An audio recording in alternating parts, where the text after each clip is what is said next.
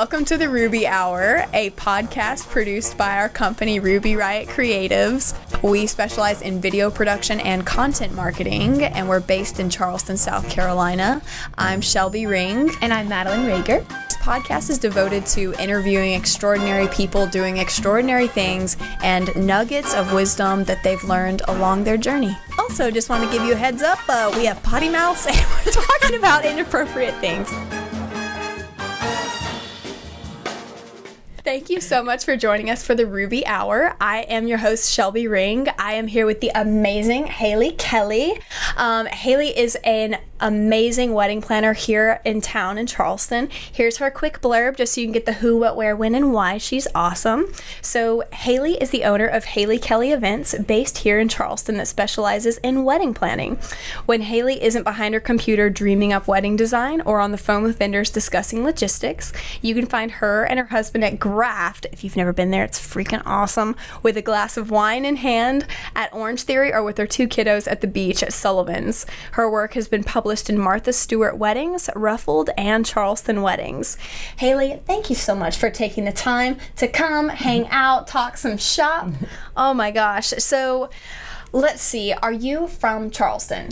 No, originally from Anderson, South Carolina, so in the upstate, but after I graduated college, I moved down here immediately, so I've been here for 10 years now. Okay, awesome. And so was your trajectory, did you always know you wanted to go into planning? How did you stumble upon being in the role you're in today? Yeah, so I realized my freshman or sophomore year in college that I wanted to be in events, and I took 3 years and did 3 different internships in nonprofit, in corporate, and then in weddings.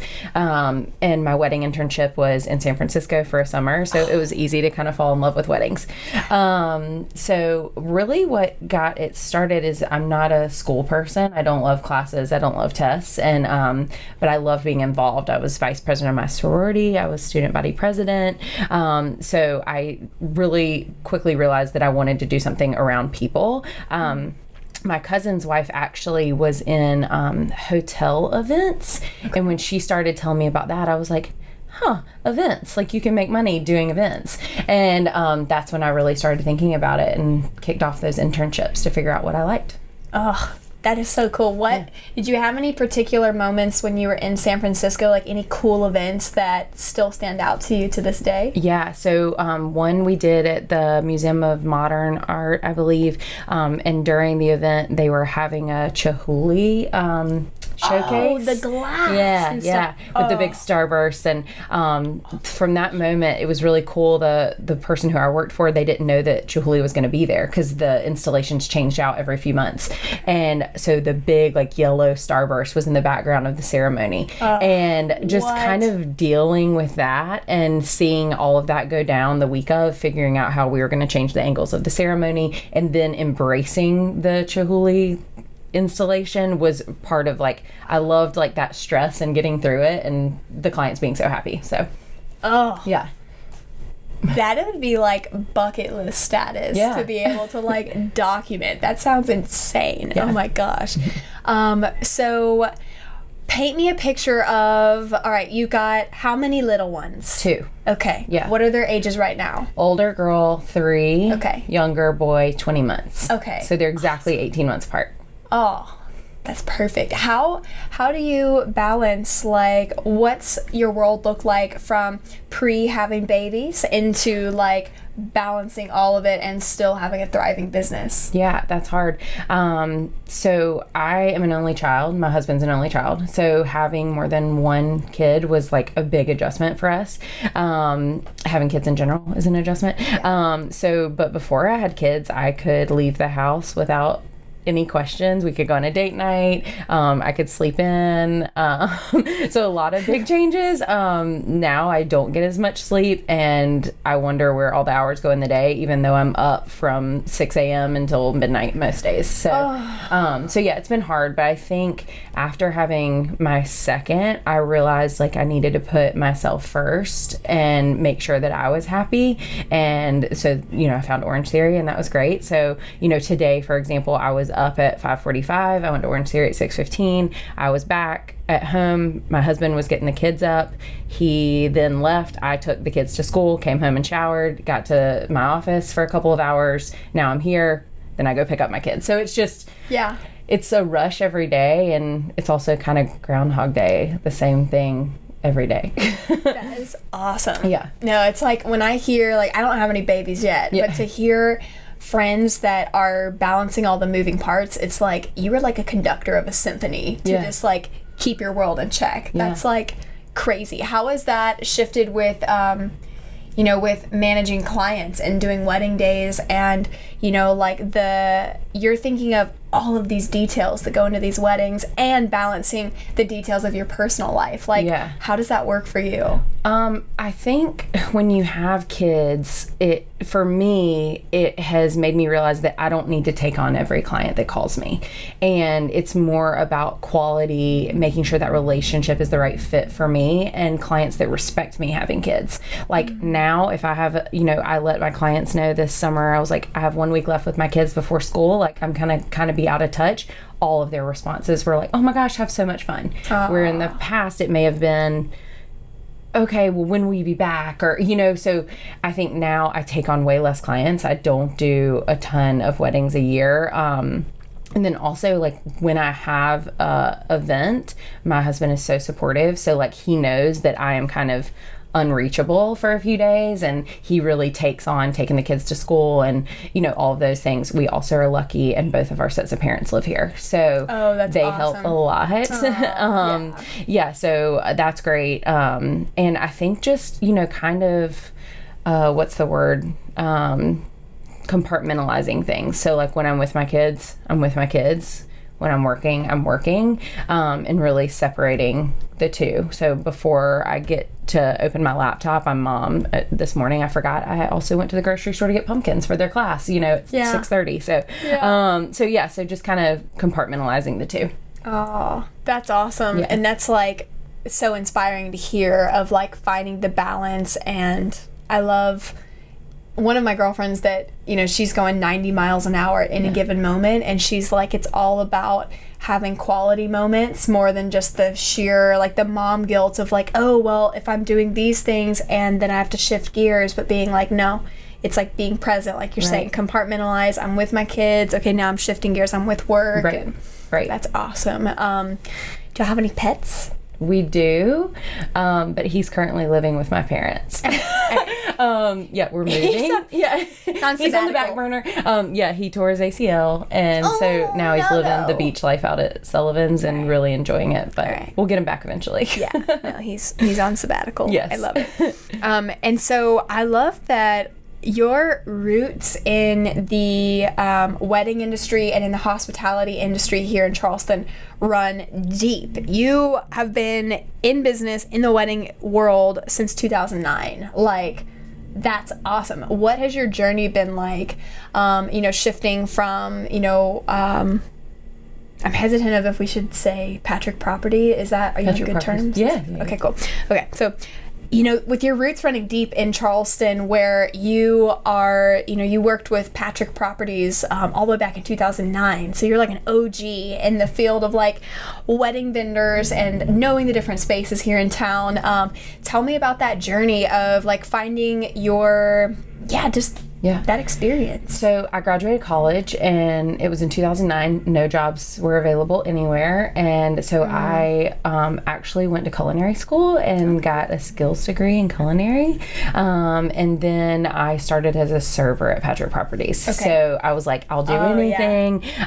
So I worked, weekends and events as a server, promoted to banquet captain, promoted to event manager fairly quickly, and then handled all of our staffing. And it was great. I think it was the best place for me to start in this industry. You learn everything about events, like the logistics, the rentals, what to do for weather, when do people have to move out of a tent due to lightning and wind, and just venue management in general, like how to lock up one of these old homes in Charleston. It's important. And just to be also respectful of the properties and the historic homes here. It was a great experience. I was working a lot there, a lot of events. I can't even do the math on how many, but sometimes 3 or 4 in a weekend. So it was grueling, after a few years there, but the best girls, I'm still friends with all of them there. And a lot of times there you're in events and then you kind of move on to sales, but I knew sales wasn't for me. Like I didn't want to be in the sales side of things. For me, I personally like to see an event from the beginning all the way to the end. So if I don't get to see the sparkler exit, then it didn't happen for me. I want to see it all. So. Yeah. Okay. Yeah. Tell me specifically, like, what's your sweet spot when it comes to the wedding planning services? Like what I do for wedding planning? Because it's like, is it day of, month of, like, Great question. How do you like to be engaged with the client? Yeah. So I do all full service. Okay. So hands-on from the very beginning. So they may have or may not have picked their venue even, or a date. So and I'm trying to do 6 to 8 weddings a year to keep it manageable so I can still have free time with my family and also spend the right amount of time on each client. So so I'm a control freak. I'm definitely type A. So I like to be involved in every single detail. So I mean, I need to know everything. It's kind of hard to explain, but like, if you were to hire a vendor without me knowing, that affects everything, you know? So if we have 2 guests drop out, that means we might be redoing table assignments, which changes the escort board, which then changes the seating chart that we give to the caterer. So I like to be involved and have a hand on every single thing. Yeah.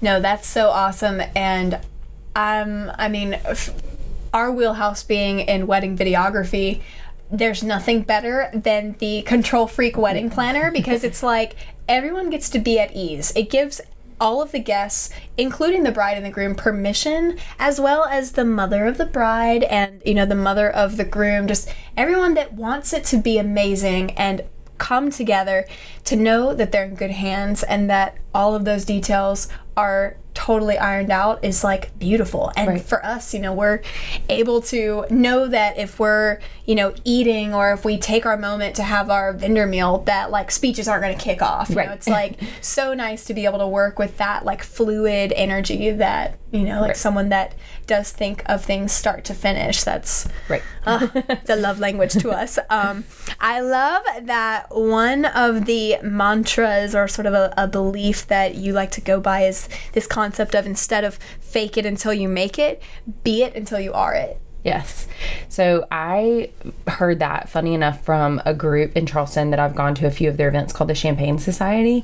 And it was started by a lady named Gervais, and she's awesome. And it is really for working women and women that have children that work. So it's awesome. And someone said, like, fake it till you make it. And then someone stood up and said that. And I was like, that makes total sense, because I'm not faking it. Like, you know what I mean? Like, I know what I'm doing. So until someone recognizes that I am it, I'm going to keep doing it. So so I thought that was Be really... it until you are it. Yes. I love it. Step into it and wing. I mean, it's like, I think it's amazing that even through like our podcast development process, that seeing the different people that are like, yeah, I'm game. And even the fact of like, okay, you're signing up for like a 55-minute conversation. You don't know where it's going to go, but you're like, I'm going to be it until I am it. Like, I'm going to roll with it. And I feel like that is something that shows like that emotional resilience. And it's like, that's a must have for being a wedding planner, where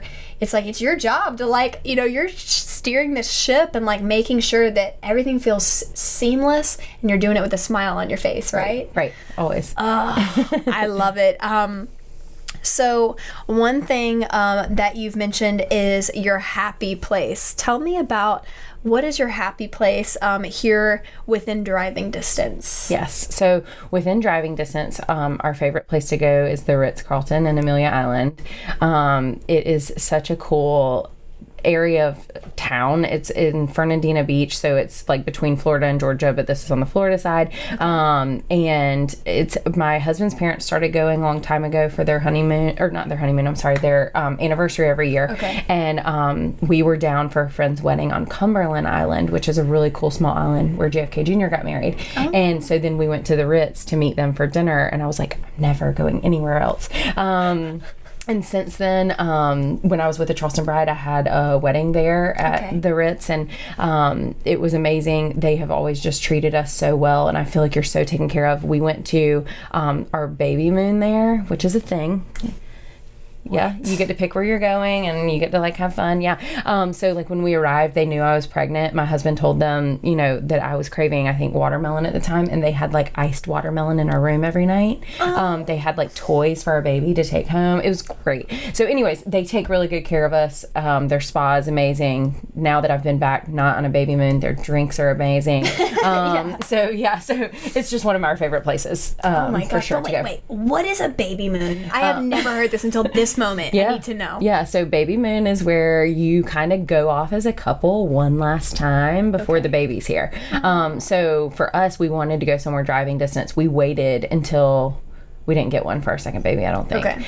I don't remember. But with our first, we wanted to go somewhere driving distance, and he surprised me and took me there. So I didn't really know until we got on the interstate, I guess. What? So yeah. I want a baby moon. Yeah. I don't have any babies coming up, but I want a baby moon. That is so awesome. Well, I know. I feel like Amelia Island has been something that I've heard on several people's radar, and so when you said that, I was like, I need to know more. Yeah. That is awesome.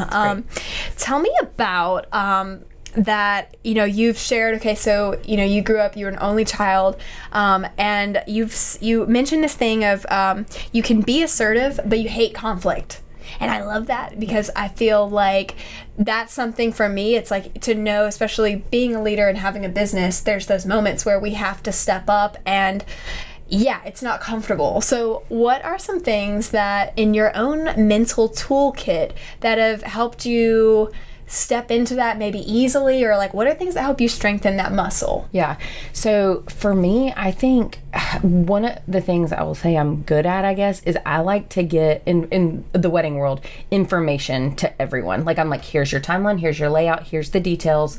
So I know I've done my job of everyone having the correct information. So in my mind, it leaves little room for conflict because I've provided what I needed to provide. Yeah. So that's kind of the first thing I do. I think also when it comes to wedding days, it's not as hard for me to be assertive on wedding days because I kind of, the energy's there. Like I'm already like, you know, I'm watching out for everything. So it's not as hard for me to say, hey, you had that contract. This is what we asked for. Mm-hmm. And I think, you know, if you talk to people nicely, most people are relatable. So you don't have to yell, you don't have to say bad names, or, you know, anything like that. So as long as I can come to them and be like, hey, I got you this information. Unfortunately, you're not doing what we talked about, then it's okay. Also, at the end of the day, I work for my clients. So if they wouldn't be okay with a chair that shows up that's broken, I'm not either. So they're the ones that are paying my paycheck. So I'm there to represent them. So I kind of have to. So I just remind myself of that. Yeah. Yeah. And that's like, it's nice. I feel like I just thought of a story of Madeline getting in a fight with someone over a wig, and we'll get into that in another moment. But when you are doing something on behalf of people you care about, right? It's very it's easier. Yeah, you're like, I got this. Yeah. Versus if you're like, hey, like, I want this for me. It's like it's so much easier to bring that forward whenever you have when you have like someone else's interest in mind and remembering like I got their back. I want to make sure they have like total peace of mind on this day. I love that. You want vendors to care as much as I do. You know, you want everyone to be excited about the day as I am and as the bride is. And it's hard in Charleston because people do it day after day after There's day. A lot. You know, so it's like I'm kind of their advocate to be sure that they're getting the best or being taken care of in the best way. I love that. And I feel like whenever I do consultations with clients as well, I say, you know, there's two kind of vendors you're probably going to run into. There's people that, you know, they're tried and true. They've been doing it forever. And they're either going to be like, oh, it's just another wedding, like whatever. It's like this jaded thing of like, oh, you know, here I am, I'm working, I'm on a Saturday. And then you have people where it's like, you've gone over like whatever your number is of like I've been in the trenches, I know this industry, I know this town, and you still love it. Yeah. And you still are like, I live for this stuff. Like I enjoy what we're doing. It's not just another wedding. Yeah. And that's the biggest thing that like, you know, with my own team, whenever we show up, it's like always remembering and like from a filming perspective that it's like I don't care if this is like our 200th wedding we've done. It's like for this couple, it's their only this one. is the first day this will ever happen for them. And to like celebrate each couple's unique mix of like their day and see it, like tap into that empathy of like getting in that energy. And like I love that you're like, you know, looking out for their interest in being an advocate, because it's like when you have a team of vendors like that, and especially if you can like vet for them, like if you know the key players, that it is like you're going to be in good hands. Like I know these people, I know their work, like I know the caliber of what you can expect. It's like you're truly operating as a team for that day versus like a bunch of, you know, subcontractors that are all just like marching to their own drum. Yeah, I love it. Let's see. So, tell me about the squad. You have a really unique squad in your life, and I want to hear more. Yeah. So, I think part of how I got on this podcast is maybe from Meredith with Sweetgrass Social. Yeah. So, kind of, I think where it started was I had my second child. I have, first and foremost, I have the most amazing friend group, like my other mom friends that are my friends for life. There's 5 of us. We text 18,000 times a day. But specifically being in the wedding field, like I was kind of struggling on like, I missed work, but like I love being at home with my baby. So I kind of needed some communication with some people that were doing that. Yeah. So Meredith specifically, we started chatting on Snapchat. Like we literally didn't have each other's numbers. And then one day when we were like going insane, we were like, can we go meet for like a rosé lunch? And we took our babies that were like still in car seats and just had one glass. And so we went to lunch and we just like started talking, and that's kind of where it got kicked off. And then another friend of mine was moving back in town from Kansas City. And she, I think, you know, wanted to kind of connect with someone also in the wedding industry. Both of our kids are the exact same age. Okay. Another planner that's kind of in that group, her daughter and my daughter are in the same class. And then, so it's just kind of this like connection. And then the other person in the group also has another, a daughter on the way and has a son. So we all have kids that are like ages 5 and under, and then we're all business owners. So it's kind of cool to be able to connect with people like in the exact same situation as me, which is great. Like to the T. Yeah.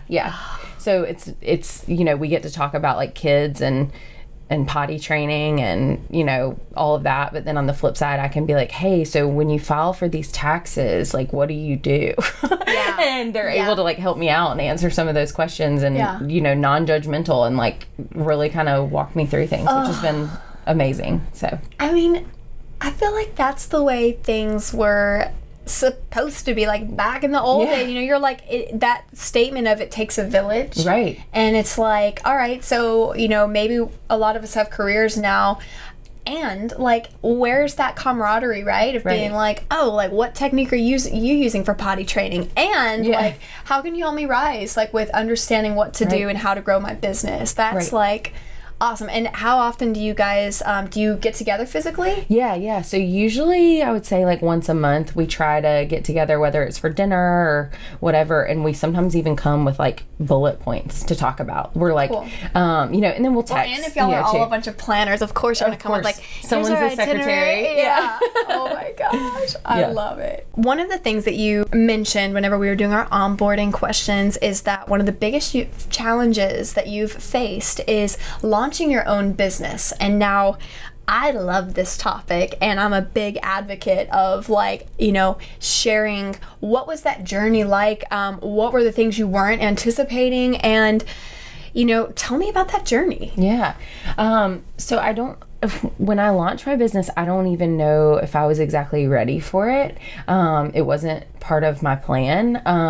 My plan was to stay at home with my son and my daughter, and a few months in, I went a little crazy. And I think that I'm proud of myself for being strong enough to realize that, you know, being strong enough to realize that I needed something else, and not that they weren't enough, but for me, you know, I just needed another outlet, a creative outlet, out of the house outlet, whatever it is. And not everyone needs that, and that's okay too. But I think, you know, my grandfather was a huge entrepreneur, and so it's always kind of been in my nature to do something like that. So I don't think it was anything that people didn't expect, I guess. Okay. So yeah, but it was kind of a really quick thing. I was like, I'm gonna do it. And my husband was like, okay, cool. So are the kids going to daycare? Like, what are we doing? And I was like, I don't know yet. Yeah. And then I realized the wait for daycare was 1.5 years. So, but gosh. thankfully we got in, you know, a little bit earlier. So yeah, I think it's just, you know, a lot of people are like, oh, I'm going to be a wedding planner. And I'm like,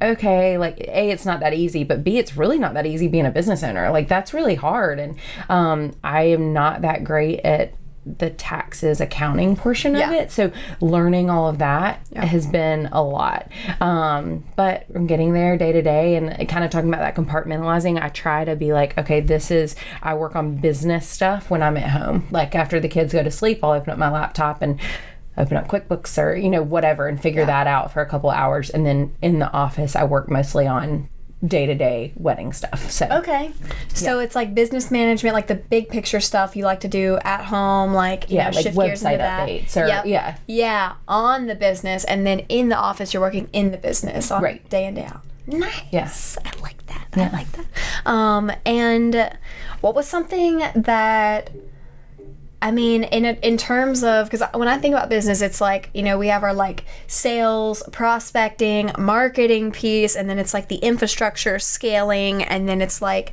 client reviews, like, you know, that all of those elements.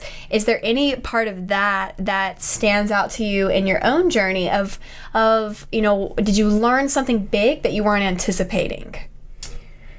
Oh, the Instagram piece is kind of hard. Like, I think I enjoy it. Like, it's exciting to me to kind of put together images and stuff, but it's hard. Like every day to come up with something to write. It's like, it gets a little overwhelming. So that part I thought was going to be like the fun part, and now I'm like a little annoyed by it. But God, I'm trying to think what else. I mean, I need that list you just said. Like, I feel like I need to write all those things out. The different areas. But it's also kind of easy in the sense that it's just me. Like, I'm not trying to hire multiple employees, you know, that kind of thing. Do I want to scale my business in the take less weddings, make more money? Absolutely. But like, I'm not trying to have 6 employees with me or anything like that one day. So no, that's so cool. And that's so funny that you mentioned like the social media piece, because like I think this morning before we got into recording, we were like, we did some recaps, because it's like, how do you stay relevant with content, right? And it's not just like, well, here's a nice picture, but it's like, what's the cool story about it? We've seen 20 bouquets, like tell me what was unique. And we're like trying to find those pieces. And so, you know, we're recording behind the scenes sessions where we discuss like, here's what went into making this client's video collection. So we do almost like a recap of, you know, this is what was awesome, here's what was challenging for us, we accidentally filmed in 4K for the whole wedding and it was like a 0.5 terabyte, you know, whatever, and just sharing those pieces. And then when we think of the captions, you know, we're like hashtag shrimp, like hashtag an emoji, and like call it a day. But it is like this, it's like it's starting to feel like fall around here. I could say that 3 weeks in a row. You're like, how about that? Hashtag pumpkin spice. It's like, where's the, you know, it's a never-ending thing in the sense of social media, because you forever have to stay relevant. You have to stay engaging. You have to show, like, you know, I'm doing stuff. Don't forget about me. Being top of mind. Like, how can you pique interest? And then as you get into it of what are the algorithms behind it, and X amount of people have to like it. And then, you know, it is like its own world in itself. And I know we just resort to doing terrible hashtags and just hoping it pans out. But no, that's so awesome with just like, getting a grip of like launching something and finding like that rhythm, it sounds like, that works for your lifestyle. Tell me about, so you have mentioned that, let's see. Ooh, Okay. Tell me, what is some of the best advice that you can give a couple, like, when they just, you know, will you marry me? Yes. And then they're like, all right, now what? And they look at all of the options and all of the things of like, what the heck? How do we even start planning a wedding? What would you have to say to them? I think Well, for me, like if they were one of my clients, I would say to just trust the process and trust your vendors. Because so often you can get caught up in the little things of like, oh, well, you sent me this person, but I found this person online. And I'm like, there might be a reason why I didn't send you that person. Like whether it is they did a bad job, they're out of your price range, or you know what I mean? So it's like kind of when you, and sometimes, yes, sometimes someone will be like, I found this photographer, they're in Illinois, whatever, you know, it ends up being totally fine, you know, because I can't do research on all 50 states and out of the country, you know, so it totally works out. But in general is just like trust the process, trust your vendors. And if you do, the day will run way more smoothly if you can just sit back and relax and watch it from like the bride's point of view versus like someone who was super involved in every step of planning. Yeah. And it's like, enjoy your day. Yeah. Don't like micromanage your way into like, do you really have to have a finger in every pie? It's like, that's why they're hiring you to be able to come in and just know that like it's taken care of. Yeah. And I know, and I always, you know, I'll forever go back to this if it's like the DIY route or putting something on somebody's like mom or an aunt that's like, oh yeah, like she spearheads stuff, she does catering, what have you, but it's like, is that really fair to her for your family wedding day? Like, would you not want her to be able to just celebrate and take it all in with you rather than like for you? So yeah, it's a big shift. What is like, after you do a big wedding day or a wedding weekend, what's some of your favorite ways that you like to unwind? Yeah. So every time I do a wedding, whether I'm home at like 2 a.m. or 10:30 p.m. or like whatever it is, I take a shower. I will take that back. I pour a glass of wine. Okay. Then I take a shower. Red or white? Red or white? Red. Okay. And then I sit on my couch and usually like scroll Instagram for 30 minutes. The little scroll ski? Sometimes put on TV, but I don't even need it.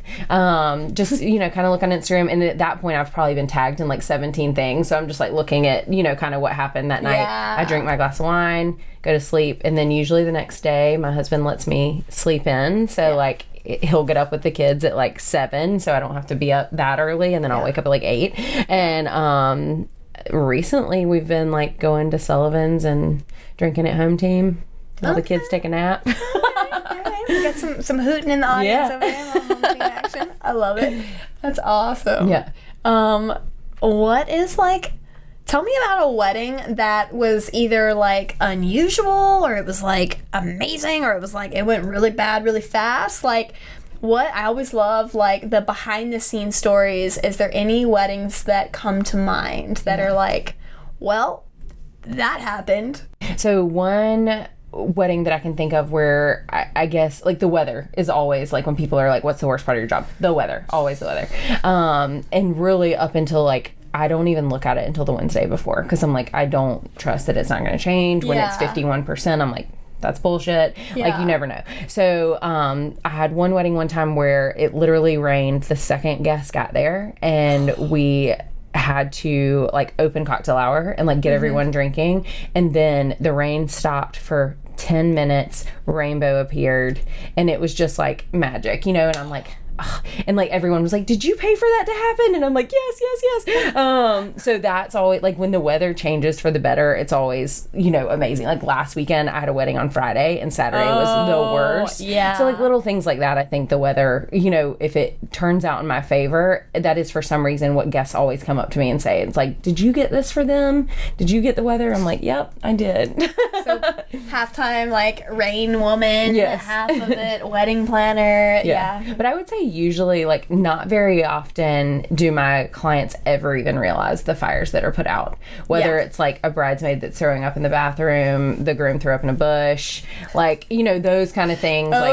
Usually my clients never know that stuff happens. So I hold it pretty close. That is like a sign, I think, of a great planner, that, you know, that it doesn't get to the person who it's like, you know, you want them to be relaxed and right at ease. I know I have had I think the worst like debacle of a behind the scenes thing that I can think of is like there was one like the groom it was such a train wreck of a day, but like the groom was like having one of his groomsmen like write out his like thoughtful vows like last minute, and then like one of them literally left their drugs apparently at like one of the places they were getting ready. So like one of the dudes went out to get them more drugs. Like literally it was like, oh, where's Johnny? And it was like, oh yeah, he's going to go score for us. I was like, what is happening?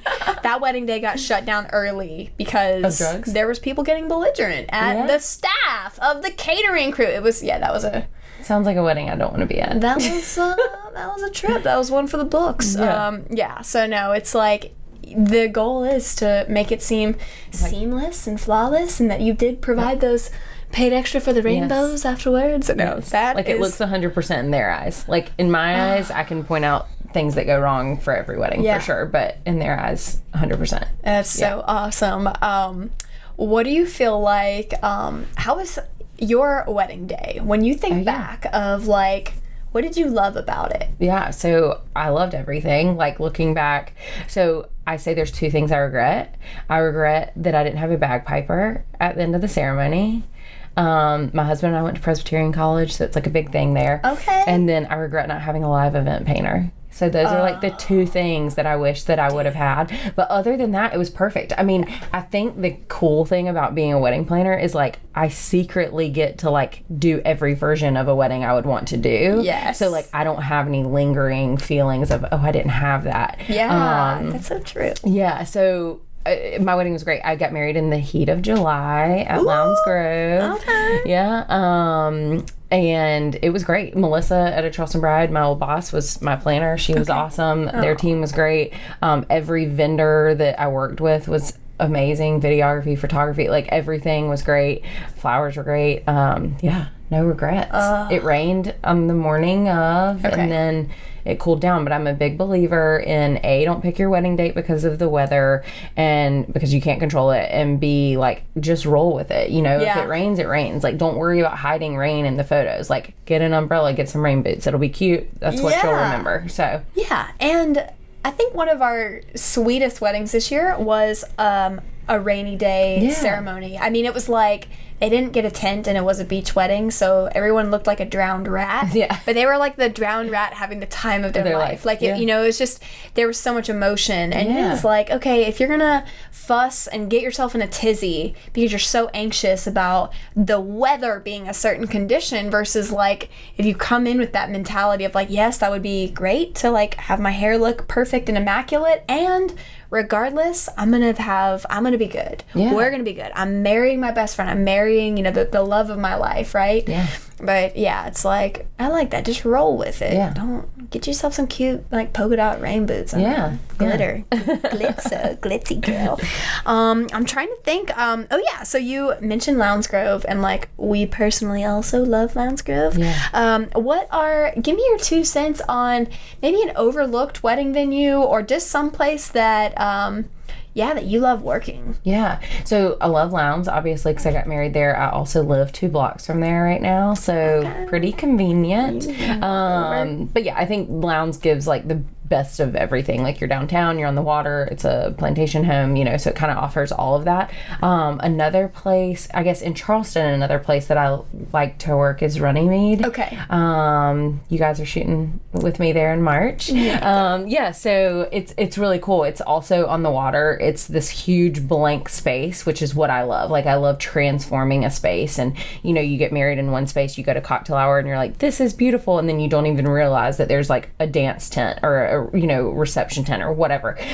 So a place like that where it's kind of open field or something like that, I really enjoy. And speaking of like Runnymede, what are some of the really cool, unique things about that place? Like it's transformable, blank canvas, like what else is awesome about it? Yeah. So they just added a bridal suite, so that's nice. Yes.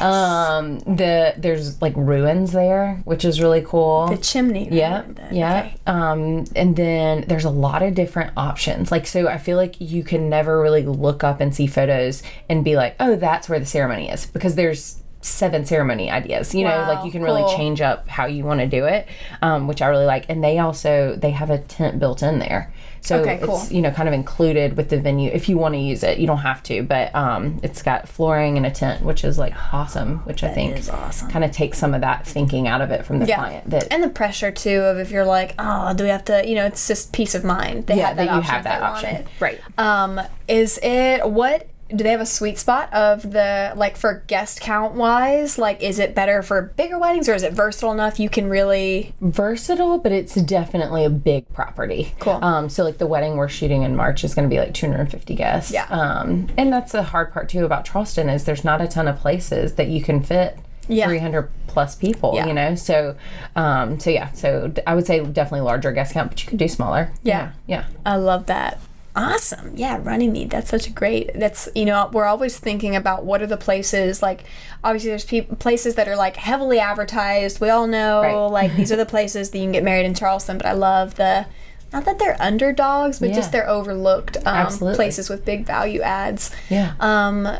Well, I mean, I'm trying to think of any other, if you have somebody that is planning a wedding and, okay, I love this question, okay? So between balancing family politics and between budget and then also like appeasing like whoever's helping fund the wedding and all those dynamics that can get really sticky, what advice do you have to a couple or to like the family unit of that? How do you like to help people like see the forest for the trees? Right. I think, well, I always ask, like, after they book with me and in that first meeting, I'm like, who can make decisions? So is it you and the groom, or is it the groom's parents that are paying? Because so often it's not necessarily the bride's parents that are paying for the whole thing anymore. Yep. It's older people getting married, and by older I mean that they're established and they have some of their own money. Yeah. Or there's multiple people kind of putting in for things. So I always like to know, like, who can call me and make changes and decisions. I haven't had too many problems with it, that's for sure.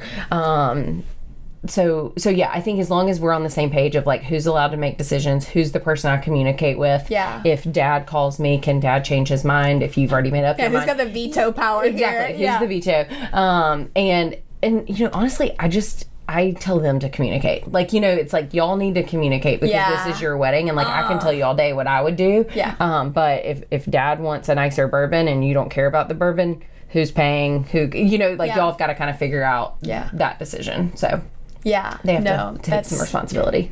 I know. I feel like there's been so many, like, just hearing from the video side of it, because oftentimes video is either an afterthought or it's like, oh, well, one of my friends told me I needed this and I didn't think about it, but now I realize I want it. What can you do? And it's like there's all kinds of, it's challenging to go through that terrain with, you know, especially with like the in-laws element of it, where it's like, you know, I know like a bride might be used to approaching her parents and discussing financial matters, but then it's like, oh, here's my in-laws and I appreciate them, and now we're getting really like nitty-gritty, and it's like getting clear on those priorities and just having those checks and balances. And I always remind people of like, I'm like, these are the 3 things you told me that were most important, or you told me when we started you would rather have beer and wine if you could have draping. And so it's like, is that still the case? Or, you know, so just kind of always reminding them of those things. And when it comes to videography, I always tell people that was one of the favorite parts of my wedding. And I'm like, yes, we do still watch it. Funny enough, I got my video on a disc. And there's like nowhere to play discs anymore. And so like recently I was like, can I get that like online so it like will never go away? And they're like, absolutely. And they sent it to me. And I will say the best part now that we have kids is we showed our kids our wedding video for the first time recently. And to see our kids like light up like we're movie stars on the TV screen, I'm like, everyone needs a video. Everyone has to hire a videographer. Your kids have to look at you the way they looked at me. Like I have a video of my daughter looking at me being like, Mommy's a princess. And I'm like, oh my God. That made it worth it. It made it worth it. You're like, all of it. I'm going to do it all over. Oh, that's so awesome. Yeah. I love that. I know. I'm always looking for the aftermath from a video perspective. And like we do our survey every year where like I hit up all of our clients, and it's crazy because now everyone's got like 2 or 3 kids. Like, you know, we've got like 5-year-olds in the mix, and it's like, what? But like to hear we're like, how many times do you still watch your ceremony? How many times do you watch your highlight reel, and see which products continue to hold value? Because we're always innovating our packages and everything. But yeah, I love that your baby's like, oh my gosh, my mom's a princess. Oh, that is so cool. Well, to wrap this up, okay, so Haley, how can people get in touch with you? Where can they find you online? How do they do it? Yeah. Okay, so my email is Haley, Haley, at Haley Kelly, Kelly, events.com. My Instagram is Haley Kelly Events. My Facebook is Haley Kelly Events. And my website is HaleyKellyEvents.com. Branding on fleek. Yes. I love it. Well, thank you so much for coming and wrapping up this session of the Ruby Hour with me. And from a listener and viewer perspective, thank you so much for coming in. And you don't really come in here, you just listen to us and watch us. Thank you so much for tuning in. Be sure to like, subscribe, tag a girlfriend that this information can be helpful with. I know that if you're in the middle of planning, or if you have a family member that's planning, what she's saying is straight gold. So thank you so much, and we will see you next time.